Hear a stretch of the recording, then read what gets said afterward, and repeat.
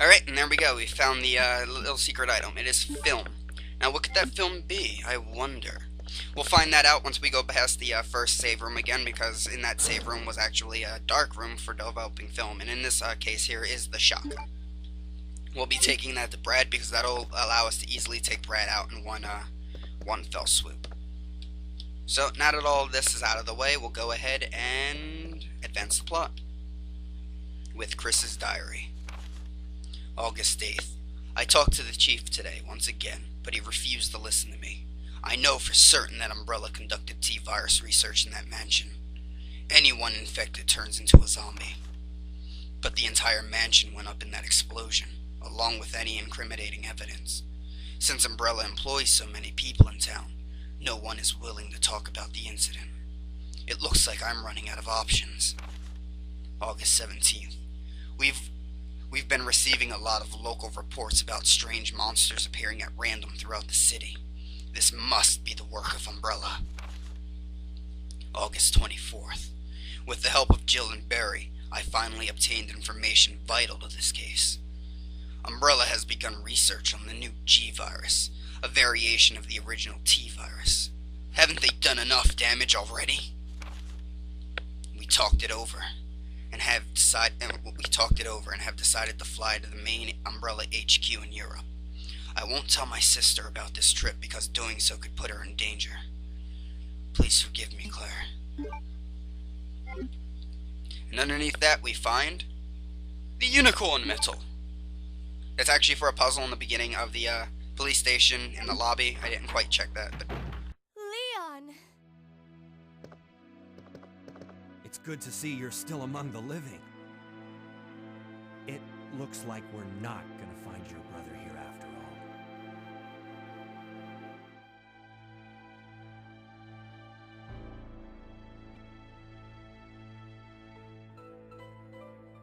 There's no reason for us to stay any longer than necessary. Let's split up, look for any survivors, and get out of here. Right. One last thing. Here's a radio. Take it. That way we can keep in touch if anything happens. you gotta love how the talk of survivors in this game is like so many times Marvin tells you to go find survivors in the other room. Leon's like, we gotta find other survivors and get out of here. It almost makes you believe there's something interesting to go on in the game, like finding survivors and actually, you know, having allies, but there isn't. Now, that's not to say the game's not interesting or fun, because this game is amazing and I will always love it. However, I do feel like if they had actually added the ability to find survivors and collect allies in such a way, that there just would have been so much more interesting to be had around. But that's alright, so we'll exit the room. Well, actually, I believe I forgot something, so we'll be turning around and heading back into that room for a brief moment. I don't remember if it's only in the B scenario of this game or if it's only for Claire, but we'll be checking. No. Okay. Then it's the B. It's either the B scenario or Claire. When you exit this room, you should get a fax that tells you about the G virus. I believe. I believe it's in Resident Evil 3 that it's just the fax about the Beretta. Then again, it might be the other way around. Like I said, I remember most of this game enough to do a 100% run. I do not remember all of the notes though.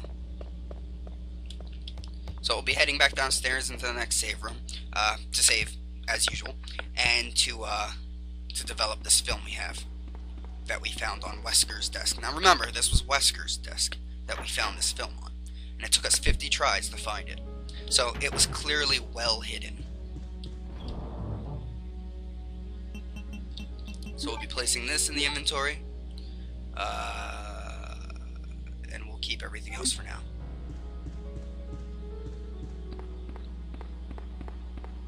So we bring the film here to the darkroom, and oh my, yes, it is a picture of Rebecca Chambers, their rookie medic, in a very revealing, well, not very revealing, but revealing enough basketball uniform. Rebecca is a young girl. This picture was found on Wesker's desk, and it was incredibly hidden. I'll leave that to to marinate in your minds, you filthy, filthy people. So, moving on. We will collect we'll collect our last ink ribbon here. And save once more. Oh dear. That entire situation is very humorous in my mind. We'll save, and next, before we go ahead and advance the plot even further, we will go pay Brad Vickers a visit, collect his special key, bring it back here, and go ahead and we'll collect our special costume.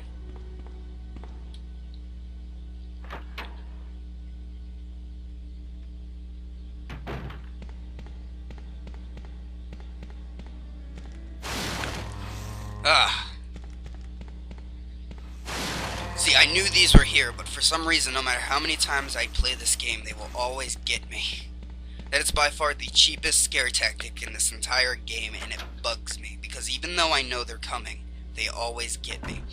I don't know what it is. I guess I always expect it to happen. Oh dear. I always expect it to happen a moment before it does. And yeah.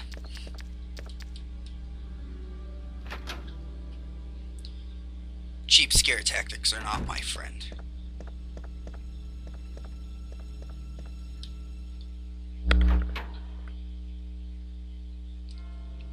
So, now that we're back out in the lobby, I did say we were going to go meet Brad Vickers first, but we might as well do this first. Placing the unicorn medal in the statue will actually yield us a precinct key, if I remember properly. Yes, indeed. It is a precinct key. Well, what does the precinct key do? Well, let's check it. It's in the shape of a spade. Yes.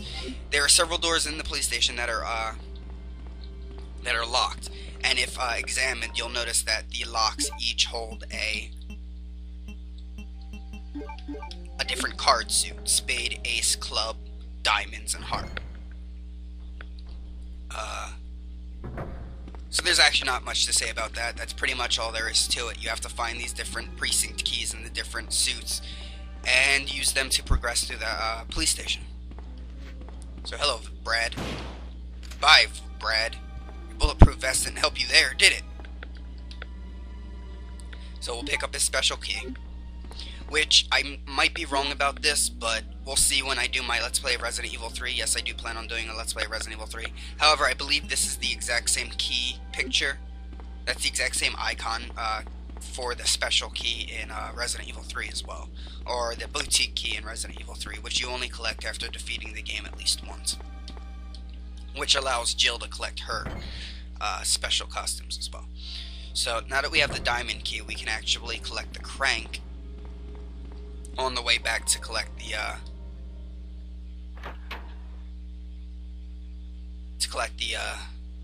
special costume. And we'll also have to deal with the liquor again. This time I'll actually be clearing him out of the room. 3 shotgun shells should be enough to take him out. Only because I don't feel like running away from him every time I have to come in this room, which will actually be quite a couple of times. So, 1 shot, and I believe he hurt me with that, so yeah. Now, the problem with being danger while fighting the liquor is he has a very cheap move where he can jump into the air and chop your head off, killing you in 1 hit. However, he can only do it if you are in danger health. Now, normally in danger health, you can take at least 2 more swipes before dying. But if he decides to do that cheap attack, you're pretty much screwed. So I always make it a point not to be in danger health when fighting him. So it actually only took me 2 shotgun shells to defeat him, so that's good. We used the spade key on this door, which will actually lead us into the evidence room, if I remember properly. Yep, the evidence room. In this room, I believe, is another note. Yes, another note. Patrol report. September 20th, 9:30 p.m. Report, Sergeant Neil Carson. We received a report of a suspicious individual skulking around the sewers in the outskirts of Raccoon City. I searched the area and located the individual, but he ran away before I was able to question him. I recovered the following items: a small amount of C4 plastic explosives, an electronic detonator, 9x19 parabellum rounds, and an infrared scope, broken. End of report. Oh dear. That's a quite well-packed person, isn't it? So in here will actually be the ink ribbon. which is good because I used up my last one.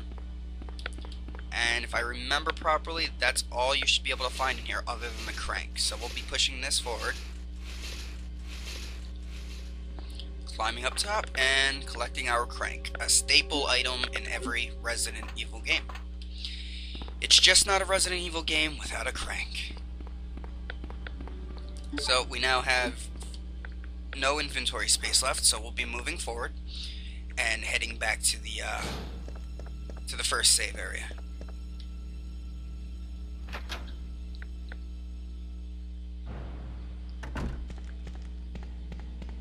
Now, I don't think those arms come back, so we don't have to worry about them scare tacting their way through the wall again. However, I could be wrong, and there is a good chance that they'll end up getting me again. I hope that doesn't happen. I don't like scare tactics. Not cheap ones, anyhow. Only because they tend to make me jump, and when I jump, and they don't even always make me jump, they just give me that startled feeling in my chest, and I hate feeling that. It kind of, it doesn't hurt, but it's bothersome. So we'll put away that, and we'll use our special key. Now, I don't remember if the special key actually disappears after use. No, it does not, so we'll be putting that away as well. So here we go, the two outfits Leon can use. You can either have the RPD SWAT's uniform, I believe that's the SWAT uniform, or you can have a biker uniform. Now, I'm going to allow anybody who watches this to go ahead and vote in the comments section for what costume you'd like me to wear for the rest of the game. I am going to choose the left costume, which is the biker costume for now, since I really don't have that many viewers at the moment. However, if people do start, if you all do start to watch this, and you come across this part, just leave a few comments, whether it be in this video or later videos, and tell me what costume you'd like me to switch to. Whether you want me to stay as the biker or change into the SWAT's uniform. And as long as you ask before I leave the police station, I'll be able to change it. Or better yet, before I leave the sewers, even, because I think I can come back to the police station even in the sewers. So yeah, I'll be choosing the biker costume for two specific reasons, actually. One, it makes Leon look pretty cool, and two, if I remember properly, I might be thinking of the wrong version, but nope. It is this version. Leon will actually hold his gun one-handed sideways. Now, as completely unproductive and unproductive as this may sound, it actually allows him to fire a lot faster than his normal handgun stance. It's pretty much the equivalent of collecting the special handgun for Claire, and it actually does become very helpful. So I'm going to save one more time, and we will continue. That's not a word. Or is it? Yes, that's a Jade word. Continue. We will save and we will continue our journey at a later date. So this has been JadetheTempest, and I'm signing off for now. See you later, everyone.